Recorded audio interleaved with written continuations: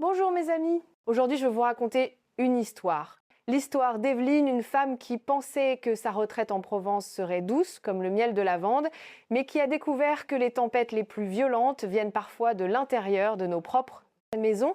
C'est une histoire sur ce qui se passe quand l'amour d'une mère est mis à l'épreuve, non pas par un drame spectaculaire, mais par une lente et silencieuse prise de pouvoir.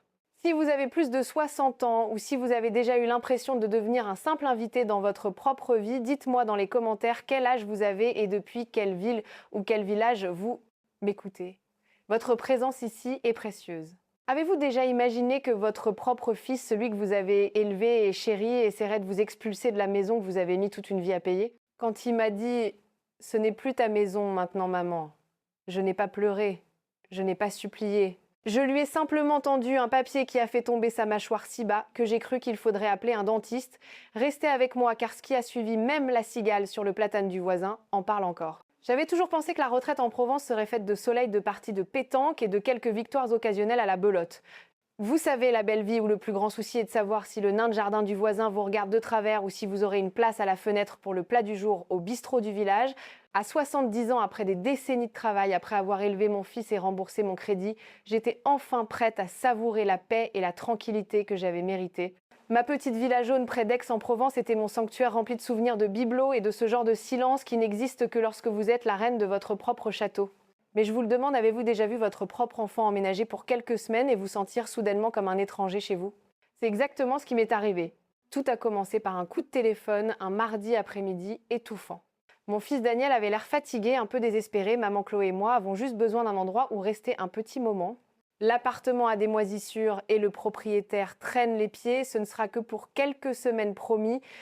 Je pouvais entendre Chloé en arrière-plan et même le chien Max aboyait comme s'il revendiquait déjà son territoire. J'ai hésité un instant, mais que pouvais-je dire? Il était mon fils unique et je lui avais toujours dit que ma porte lui serait ouverte. Et puis, je me suis dit, quel est le pire qui pourrait arriver? Eh bien, laissez-moi vous dire, le pire est arrivé dans ma cour, dans un camion de déménagement de la taille d'un petit bateau de croisière. Daniel, Chloé et Max sont arrivés avec plus de cartons qu'une entreprise de déménagement et suffisamment de meubles temporaires pour remplir une deuxième maison. Depuis ma terrasse, je les ai regardés tout décharger. Des valises, des lampes, un pouf géant et un tapis de course qui semblait n'avoir pas été utilisé depuis l'élection de Mitterrand. Max, le chien, s'est immédiatement senti chez lui en aboyant contre mon fauteuil comme s'il lui devait de l'argent. J'ai essayé d'en rire en pensant « ce n'est que pour quelques semaines, je peux supporter un peu de chaos ». Au début, c'était même plutôt agréable. La maison était de nouveau pleine de vie, nous avions des dîners en famille, jouions aux cartes et regardions même de vieux films ensemble. Chloé a fait son fameux gratin de courgettes au tofu fumé qui, soit dit en passant, avait le goût de la tristesse avec un accompagnement de fromage. Mais j'ai souri et je l'ai mangé quand même parce que c'est ce que font les mères. Daniel m'a aidé à réparer le robinet qui fuyait dans la salle de bain et Chloé a organisé mon cellier qui, je l'avoue, avait besoin d'un peu d'attention. Pendant un instant, j'ai pensé que c'était peu, être une bénédiction déguisée, peu, être que j'avais été un peu trop seule, un peu trop ancrée dans mes habitudes. Mais ensuite, de petites choses ont commencé à changer. Mon fauteuil préféré, celui dans lequel je m'asseyais chaque matin depuis 10 ans, sirotant mon café et regardant le lever du soleil sur les cyprès, a été soudainement déplacé dans un coin pour faire plus de place. Ma télécommande que je gardais toujours sur la table d'appoint a commencé à disparaître. Je la retrouvais dans la cuisine, sous une pile de courrier ou une fois dans le panier du chien. Le thermostat que je maintenais toujours à un confortable 22 degrés était mystérieusement réglé sur toundra arctique chaque nuit. Je me réveillais en frissonnant pour trouver Daniel emmitouflé dans un sweat à capuche disant « Détends-toi maman, on essaie juste de rendre les choses plus confortables ». Pour qui me demandais-je? Pour le chien. C'était pas seulement les meubles ou la température. C'était le sentiment que ma maison m'échappait lentement. Chloé a commencé à apporter ses propres décorations. Des coussins avec des citations inspirantes, des bougies parfumées qui donnaient à toute la maison une odeur de grand magasin et un calendrier mural géant avec les corvées de chacun écrites au feutre de couleur. Soudain, on m'a signé la lessive le mardi et les courses le vendredi. Je n'avais pas eu de tableau de corvée depuis que Daniel était au collège.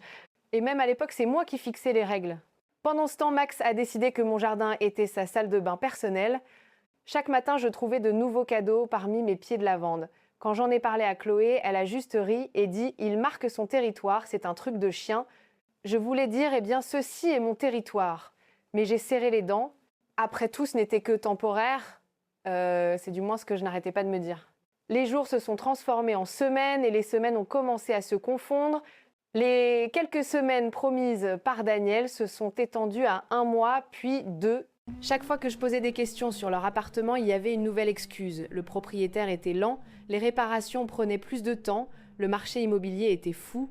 J'essayais d'être patiente, mais je sentais ma patience s'user comme un vieux torchon qui a subi trop de cycles de lavage.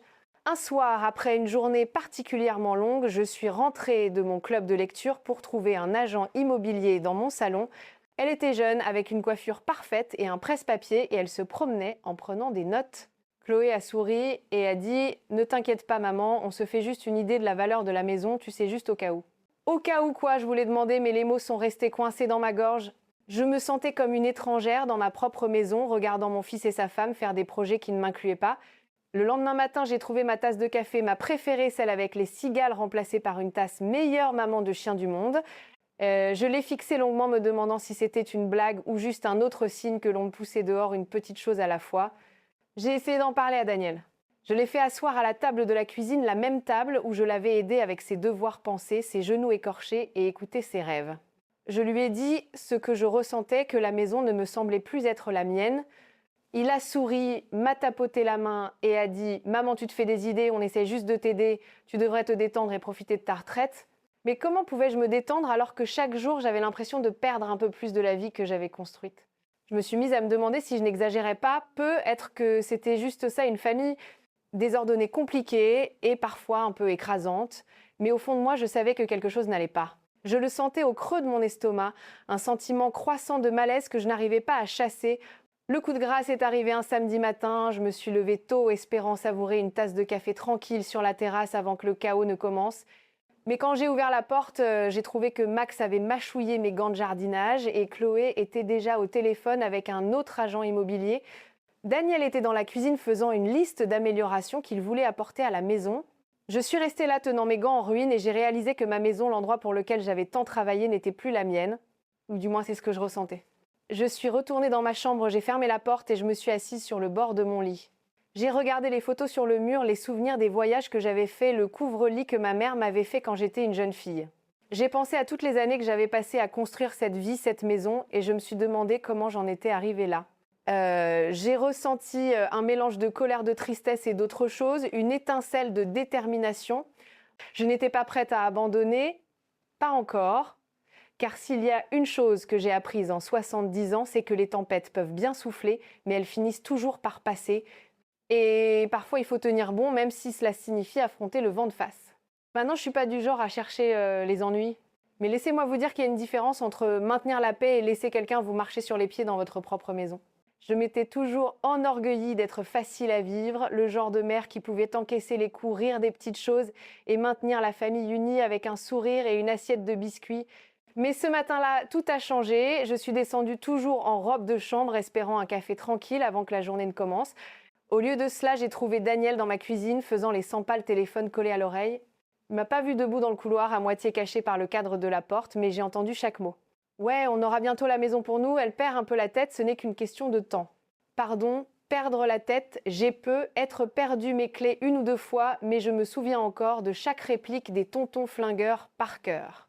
Je suis restée là figée, les mots résonnant dans ma tête. Était-ce vraiment mon fils? Le même garçon qui me suppliait pour une dernière histoire avant de dormir, qui m'appelait de l'université juste pour entendre ma voix. J'ai senti une bouffée de colère monter dans ma poitrine. Mais j'ai serré les dents et je me suis retirée avant qu'il ne me remarque. J'avais besoin d'1 minute pour me ressaisir, pour comprendre ce qui se passait vraiment. C'est là que les petites choses sont devenues de grandes choses. Soudain, Chloé faisait venir des agents immobiliers juste pour se faire une idée du marché. Ils traversaient mon salon en prenant des notes, chuchotant entre eux, me remarquant à peine alors que j'étais assise dans mon propre fauteuil. L'un d'eux a même eu le culot de me demander si j'avais envisagé les options de maison de retraite. Je voulais lui dire que j'envisageais une nouvelle serrure pour la porte d'entrée, mais j'ai juste souri et hoché la tête, ne voulant pas faire de scène. Daniel a commencé à parler de déménager dans plus petit et de résidence pour seniors, comme si c'était la chose la plus naturelle au monde. Il laissait des brochures sur la table de la cuisine entourées des annonces dans le journal et faisait des commentaires désinvoltes sur combien il serait agréable d'avoir moins de soucis. Moins de soucis pour qui, me demandais-je? Certainement pas pour moi. La tension dans la maison s'épaississait de jour en jour. Chaque conversation ressemblait à une négociation. Chaque repas à une confrontation silencieuse. Chloé a commencé à réorganiser ma cuisine, mettant les choses là où elle pensait qu'elles étaient plus logiques. Je cherchais le sucre et le trouvais dans le cellier, les tasses à café déplacées sur une autre étagère, ma spatule préférée totalement disparue. Quand je lui posais la question, elle haussait simplement les épaules et disait « On essaye juste de t'aider, Evelyne, tu sais, pour te faciliter les choses ». Faciliter les choses, j'avais géré cette maison pendant 30 ans sans son aide, merci beaucoup. Max le chien semblait aussi sentir la tension. Il me suivait de pièce en pièce, la queue entre les jambes, me regardant avec ses grands yeux tristes. J'ai commencé à lui parler plus qu'à n'importe qui d'autre, juste pour entendre une voix amicale. Tu te rends compte de ça, Max ?» chuchotai-je en frottant les comptoirs de la cuisine pour la 3e fois de la journée. Ils pensent que je perds la tête. Eh bien, je vais leur montrer qui perd la tête. Et puis le coup de grâce. Un après-midi, après une autre série de simples visites avec un agent immobilier, Daniel m'a fait asseoir à la table de la cuisine. Il m'a regardé droit dans les yeux, son visage sérieux, presque froid. « Maman, ce n'est plus ta maison maintenant. Tu devrais commencer à faire tes cartons. » Les mots m'ont frappé comme une gifle. Pendant un instant, je ne pouvais plus respirer. Je l'ai regardé, cherchant un signe qu'il plaisantait, que tout cela n'était qu'un terrible malentendu, mais il n'y avait rien. Juste cette même expression vide. Alors là, laissez-moi faire une pause. Avez-vous déjà été si en colère que vous vous êtes mise à faire le ménage? J'ai frotté le sol de cette cuisine comme si j'effaçais ces empreintes de ma vie. J'ai nettoyé les comptoirs, la cuisinière, le réfrigérateur, même les plaintes. J'ai passé l'aspirateur sur chaque centimètre carré de tapis épousseté, chaque étagère polie, chaque poignée de porte, jusqu'à ce qu'elle brille. C'était la seule chose que je pouvais faire pour ne pas hurler. À chaque coup d'éponge, je rejouais ces mots dans ma tête. Ce n'est plus ta maison. Pour qui se prenait-il? J'avais payé chaque mensualité de crédit, réparé chaque robinet qui fuyait, peint chaque mur. C'était ma maison, mon sanctuaire, et je n'allais laisser personne me la prendre, pas même mon propre fils. Mais plus je nettoyais, plus je réalisais qu'il ne s'agissait pas seulement de la maison, il s'agissait de respect. Il s'agissait de dignité. Il s'agissait des années que j'avais passées à construire une vie, une famille, une maison pour qu'on me dise que je n'étais plus nécessaire, plus désirée. J'ai pensé à tous les sacrifices que j'avais faits, les nuits blanches, les matins de bonheur, l'inquiétude et l'amour sans fin qui accompagnent le fait d'être mère. Et maintenant, me tais de côté comme les restes de la veille. J'ai aussi commencé à remarquer d'autres choses. La façon dont Daniel et Chloé échangeaient des regards quand j'oubliais où j'avais mis mes lunettes ou quand je posais la même question 2 fois. La façon dont ils parlaient de moi comme si je n'étais pas dans la pièce faisant des projets pour mon avenir sans jamais me demander ce que je voulais. C'était comme si j'étais devenue invisible, un problème à résoudre plutôt qu'une personne à aimer. Une nuit, je les ai entendus parler dans le salon. La voix de Chloé était basse, mais j'ai pu distinguer les mots. « Elle ne va pas se battre, Daniel, elle est trop fatiguée. On va juste continuer à pousser et finalement elle cédera. » Je suis restée dans le couloir, le cœur battant, les mains tremblantes. Était-ce vraiment en train d'arriver? Ma propre famille complotait-elle pour prendre ma maison, mon indépendance, ma vie?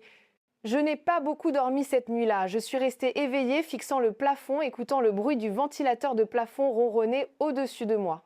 J'ai pensé à appeler ma sœur en Bretagne, à tout lui raconter, mais je ne voulais pas l'inquiéter. J'ai pensé à en parler à mes amis de la paroisse, mais j'étais trop gênée. Que penseraient-ils?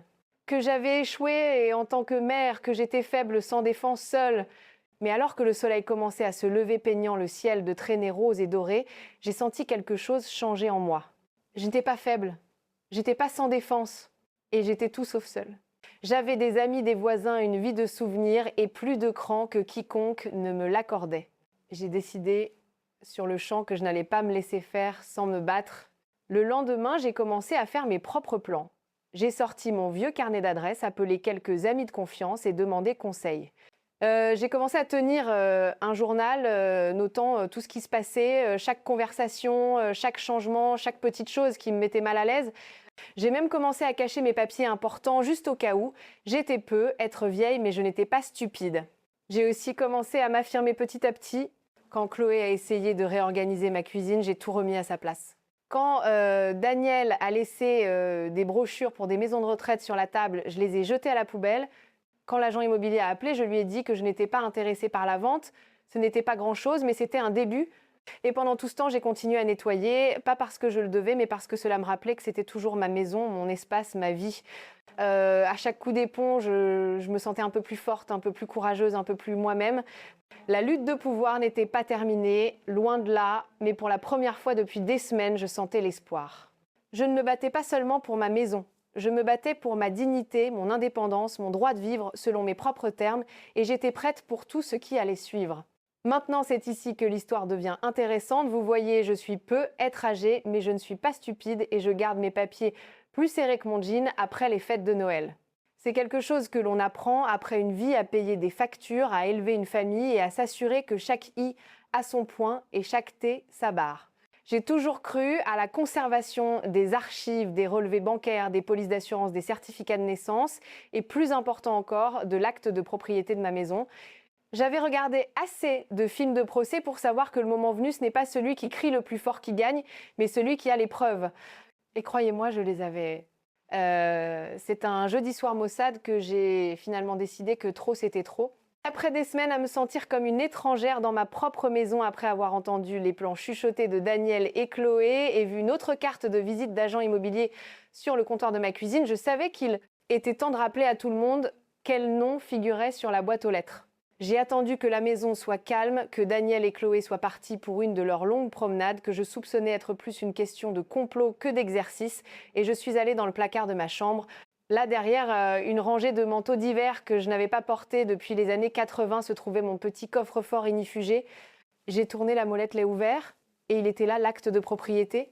Net officiel et portant mon nom Evelyne Marie Dubois en grosses lettres grasses. Pas Daniel, pas Chloé, juste moi. Je me suis assise sur le bord de mon lit tenant ce morceau de papier et j'ai ressenti une vague de fierté et de soulagement. Cette maison était la mienne, j'avais travaillé pour elle, payé pour elle et l'avais entretenue à travers les orages, les toits qui fuient et plus de quelques querelles familiales. Je me suis souvenue du jour où j'ai signé ces papiers, la façon dont ma main tremblait d'excitation et de peur, la façon dont mon défunt mari a serré mon épaule et a dit « On l'a fait, Evie ». Je me suis souvenue d'avoir peint les murs, planté le jardin et regardé Daniel faire ses premiers pas sur le sol du salon. Cette maison était plus que du bois et des briques. C'était ma vie, mon histoire, mon cœur. Cette nuit-là, j'ai à peine dormi. Je suis restée éveillée, planifiant mon prochain mouvement, répétant ce que je dirais, imaginant l'expression sur le visage de Daniel quand il réaliserait qu'il avait sous-estimé sa propre mère. J'ai décidé de le faire avec style, pas de cris, pas de drame, juste un petit déjeuner, un peu de paperasse et beaucoup de vérité. Car s'il y a une chose que j'ai apprise, c'est qu'on attrape plus de mouches avec du miel qu'avec du vinaigre. Et rien ne dit mieux, c'est moi qui commande qu'une pile de crêpes. Le lendemain matin, je me suis levée tôt, j'ai mis ma robe de chambre bleue préférée et je me suis mise au travail dans la cuisine. J'ai préparé la pâte chauffée, la poêle et fait une montagne de crêpes moelleuses dorées et juste un peu croustillantes sur les bords comme Daniel les aimait quand il était petit. J'ai mis la table avec mes plus belles assiettes, versé le sirop d'érable et juste au centre, j'ai placé l'acte de propriété. Je ne l'ai pas caché, pas couvert, je l'ai juste laissé là bien en évidence, attendant son heure de gloire. Daniel est entré le premier, se frottant les yeux, les cheveux en bataille. Il s'est arrêté net quand il a vu la table. « Qu'est-ce que c'est que tout ça ?» a-t-il demandé, essayant de paraître décontracté, mais déjà méfiant. J'ai souri, lui, et versé une tasse de café et j'ai dit « J'ai juste pensé qu'on pourrait prendre un bon petit déjeuner ensemble, ça fait un moment. » Il s'est assis lorgnant l'acte de propriété mais sans le toucher. Chloé a suivi quelques minutes plus tard son téléphone déjà à la main, faisant défiler des messages. Elle a à peine jeté un coup d'œil à la table avant de s'asseoir, mais j'ai pu voir ses yeux se poser sur le papier. Nous avons mangé en silence pendant quelques minutes, le seul bruit étant le cliquetis des fourchettes et le grésillement de la dernière crêpe dans la poêle. Finalement, Daniel n'en pouvait plus, il a montré l'acte de propriété du doigt et a dit « C'est quoi ça ?» J'ai pris une gorgée de café, je l'ai regardé droit dans les yeux et j'ai dit « Ça, mon cher, c'est le seul document dans cette maison qui soit plus ancien que toi et il est toujours parfaitement valable. » Pendant un instant, il m'a juste regardé bouche bée, les mots coincés quelque part entre son cerveau et ses lèvres. Chloé s'est penchée plissant les yeux pour lire le document, le front plissé, en lisant le nom en haut. C'est l'acte de propriété de la maison, ai-je dit, ma voix calme et stable. Ma maison achetée et payée en bonne et due forme. Et à moins que ton nom ne soit Evelyne Marie Dubois, je te suggère de t'en souvenir. Le visage de Daniel est devenu pâle, puis rouge, puis de nouveau pâle. Il a ouvert la bouche pour argumenter, mais rien n'est sorti. Chloé, jamais du genre à reculer, a essayé d'intervenir. Eh bien, on pensait juste. Hâtée, elle commençait, mais je l'ai interrompue en lui tendant une spatule. Si tu veux retourner quelque chose, essaie une crêpe. Le silence qui a suivi était délicieux. Pour la première fois depuis des mois, j'ai senti l'équilibre du pouvoir revenir là où il devait être. Je n'étais plus en colère, je n'avais plus peur. J'en avais juste assez, assez d'être bousculée, assez de me sentir diminuée, assez de laisser d'autres personnes décider de mon avenir. J'ai regardé Daniel et Chloé échanger des regards, leur confiance s'effritant comme un biscuit rassis. Ils savaient que la partie était terminée. Après le petit déjeuner, j'ai débarrassé la table fredonnant pour moi-même en faisant la vaisselle. Daniel s'est attardé dans l'embrasure de la porte, me regardant, cherchant quelque chose à dire. « Maman, on voulait juste ce qu'il y a de mieux pour toi. » Il finalement réussit à dire sa voix faible. Et je me suis retournée, m'essuyant les mains sur un torchon, et j'ai dit ce qu'il y a de mieux pour moi, c'est de vivre dans ma propre maison selon mes propres termes. J'apprécie votre inquiétude, mais je ne suis pas prête à être emballée et expédiée comme les décorations de Noël de l'année dernière. Il a hoché la tête, ressemblant plus au petit garçon dont je me souvenais qu'à l'homme qui avait essayé de prendre le contrôle de ma vie. Pendant ce temps, Chloé était déjà sur son téléphone, envoyant des textos furieusement, probablement à sa mère ou à son agent immobilier ou à quiconque, selon elle, pouvait l'aider. Mais il n'y avait rien à faire. L'acte de propriété était clair. La loi était de mon côté et pour une fois, ma propre volonté tenace aussi. Je me sentais plus légère que je ne l'avais été depuis des semaines, comme si une tempête était enfin passée et que le soleil brillait à nouveau à travers les fenêtres. Le reste de la journée fut un tourbillon d'activités. Daniel et Chloé ont commencé à emballer leurs affaires, à transporter des cartons jusqu'à la voiture, à passer des coups de fil et à éviter mon regard. Max, le chien, semblait confus par toute cette agitation, mais je lui ai donné une friandise supplémentaire et une caresse derrière les oreilles. « Ne t'inquiète pas, Max », ai-je chuchoté. « Tu es un bon chien, ce n'est pas ta faute si tes humains ont oublié leurs manières. » Le soir, venu la maison, était de nouveau calme.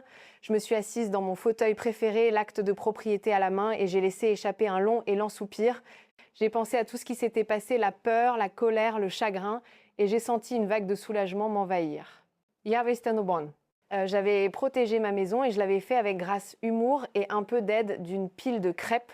Cette nuit-là, en me préparant à dormir, j'ai rangé l'acte de propriété dans le coffre-fort, là où il devait être. J'ai regardé autour de moi, dans ma chambre, les photos sur le mur, le couvre-lit sur mon lit, les petits trésors que j'avais collectionnés au cours d'une vie. C'était ma maison, mon sanctuaire, mon histoire, et personne, pas même mon propre fils, n'allait me l'enlever. Alors que je sombrais dans le sommeil, j'ai ressenti un sentiment de paix que je n'avais pas connu depuis des mois.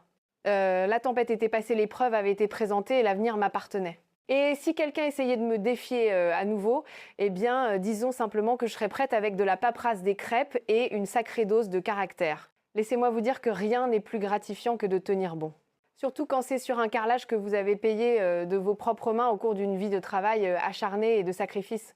Le matin, après la confrontation des crêpes, la maison était si silencieuse qu'on pouvait entendre le ronronnement du ventilateur de plafond dans le salon et le chant lointain d'un merle dehors. Daniel et Chloé ont fait leur bagage plus vite qu'un touriste en juillet, se parlant à peine alors qu'ils transportaient des cartons et des valises jusqu'à la voiture. Je regardais par la fenêtre de la cuisine, sirotant mon café, ressentant un étrange mélange de soulagement et de tristesse. C'est une chose étrange que d'aimer quelqu'un de tout son cœur et de savoir en même temps que l'aimer ne signifie pas le laisser vous marcher dessus. C'est une leçon que j'aurais aimé apprendre plus tôt, mais je suppose qu'il n'est jamais trop tard pour se souvenir de qui l'on est. Quand le dernier carton a été chargé et que la portière de la voiture a claqué, Daniel est revenu à l'intérieur, le visage tiré et fatigué. Il s'est tenu dans l'embrasure de la porte, me regardant comme s'il voulait dire quelque chose, mais les mots ne venaient pas. J'ai attendu, lui, laissant de l'espace, laissant le silence s'étirer entre nous. Finalement, il a réussi à dire « Maman, je suis désolée. On pensait juste... on pensait que tu avais besoin d'aide. » J'ai hoché la tête, mon cœur s'adoucissant un peu. Je sais que vos intentions étaient bonnes, Daniel, mais l'aide n'est pas de l'aide si elle enlève la dignité de quelqu'un. Je ne suis pas encore prête à être mise au rebut. Il a esquissé un faible sourire, m'a serré dans ses bras un peu trop fort, puis il est parti, la porte moustiquaire claquant derrière lui. Chloé n'a pas dit au revoir, mais je l'ai vu jeter un dernier regard à la maison alors qu'il quittait l'allée. Son visage était un mélange de regret et de fierté têtue, et d'un seul coup, la maison était de nouveau à moi. J'ai remis le thermostat sur Provence, un doux 20 degrés, merci beaucoup. J'ai remis mon fauteuil exactement là où il devait être, près de la fenêtre. Le calme était différent maintenant. Pas le silence lourd de la tension et du ressentiment, mais un silence paisible, comme si le monde me laissait enfin respirer à nouveau. J'ai marché de pièce en pièce, touchant les murs, redressant les cadres, me réappropriant chaque centimètre d'espace qui m'avait semblé si étranger quelques jours auparavant. J'ai même retrouvé mes vieilles pantoufles cachées derrière le canapé et les ai enfilées avec un petit rire. Ce sont les petites choses, n'est-ce pas? Le premier soir seul, je me suis préparé un vrai dîner, une blanquette de veau juste comme je l'aime. J'ai mis la table pour une personne allumer une bougie et manger lentement, savourant chaque bouchée. J'ai pensé à appeler ma sœur en Bretagne, mais j'ai décidé d'attendre d'avoir plus de bonnes nouvelles à partager. À la place, je me suis versé un verre de tilleul, je me suis assise sur la terrasse et j'ai regardé le soleil plonger derrière les cyprès, peignant le ciel de nuances d'orange et de rose. Pour la première fois depuis des mois, je me sentais en paix. Je ne survivais pas seulement, je vivais. Au cours des jours suivants, j'ai retrouvé mes habitudes. Je suis allée au marché, j'ai bavardé avec les commerçants et j'ai acheté un bouquet de tournesol pour la table de la cuisine. J'ai appelé mon amie Martine et l'ai invitée à prendre un café rattrapant tous les potins du quartier que j'avais manqué. Je suis même retournée à la paroisse, assise à ma place habituelle, chantant les hymnes un peu plus fort qu'avant. Les gens ont remarqué le changement en moi, la façon dont je me tenais un peu plus droite, souriais un peu plus vivement. On dirait une femme qui vient de gagner au loto, a plaisanté Martine. Mieux que ça, ai-je répondu, j'ai récupéré ma maison. Mais il ne s'agissait pas seulement de la maison. Il s'agissait de me réapproprier ma vie, mon indépendance, mon identité. J'ai réalisé que j'avais passé tellement de temps à m'inquiéter d'être une bonne mère, une bonne hôtesse, une bonne joueuse que j'avais oublié d'être bonne envers moi-même. J'avais laissé les besoins et les opinions des autres envahir les miens jusqu'à ce que je reconnaisse à peine la femme dans le miroir. Mais maintenant, avec la tempête derrière moi et le soleil brillant à travers les fenêtres, j'avais l'impression d'être rentrée chez moi en moi-même. Bien sûr, il y avait des moments où le bruit et le chaos, les rires et même les disputes me manquaient. La maison semblait parfois un peu trop calme, surtout le soir lorsque le soleil était bas et que les ombres s'étiraient sur le sol. Le sourire niais de Max me manquait, la façon dont il me poussait la main pour une friandise, le bruit de ses pattes sur le carrelage. Daniel aussi me manquait d'une certaine manière, celui qu'il était avant que la vie ne se complique et que l'amour ne s'en mêle avec la peur et le contrôle. Mais j'ai aussi trouvé de la joie dans le calme. Je me suis remise au jardinage, plantant des tomates, du basilic et une rangée de soucis le long de la clôture. Je me suis inscrite à un club de lecture à la bibliothèque, je me suis fait de nouvelles amies et j'ai même essayé de peindre bien que mes cyprès ressemblaient plus à des brocolis pour être honnête. Je faisais de longues promenades le soir, saluant les voisins, sentant la brise chaude sur mon visage, reconnaissante pour chaque pas. Je me suis même offert une nouvelle paire de chaussures rouges vifs juste parce que je le pouvais. Un après-midi, alors que j'étais assise sur la terrasse avec un verre de citron pressé, j'ai pensé à tout ce qui s'était passé. La peur, la colère, le chagrin et la force que j'avais trouvée quand j'en avais le plus besoin. J'ai réalisé que vieillir ne signifie pas devenir plus faible. Au contraire, cela signifie que vous avez survécu à suffisamment de tempêtes pour savoir que le soleil revient toujours, peu importe l'obscurité des nuages. Cela signifie que vous avez appris à vous faire confiance, à tenir bon, à vous battre pour ce qui compte. J'ai aussi réalisé que la famille n'est pas seulement une question de sang ou d'histoire partagée. C'est une question de respect, de gentillesse et de volonté d'écouter. Daniel et Chloé s'étaient égarés pendant un certain temps, mais j'espérais qu'avec le temps, ils retrouveraient leur chemin non seulement vers moi, mais vers eux-mêmes. Je savais que je finirais par leur pardonner. C'est ce que font les mères. Mais je savais aussi que je ne laisserais plus jamais personne me faire sentir petite ou impuissante. Alors que les jours se transformaient en semaines, j'ai trouvé un nouveau rythme, une nouvelle paix. J'ai commencé à faire du bénévolat au club du 3e âge, aidant d'autres seniors avec leurs papiers, partageant mon histoire avec tous ceux qui avaient besoin de l'entendre. Je suis devenue connue comme la dame de l'acte de propriété, celle qui s'est défendue et a gagné.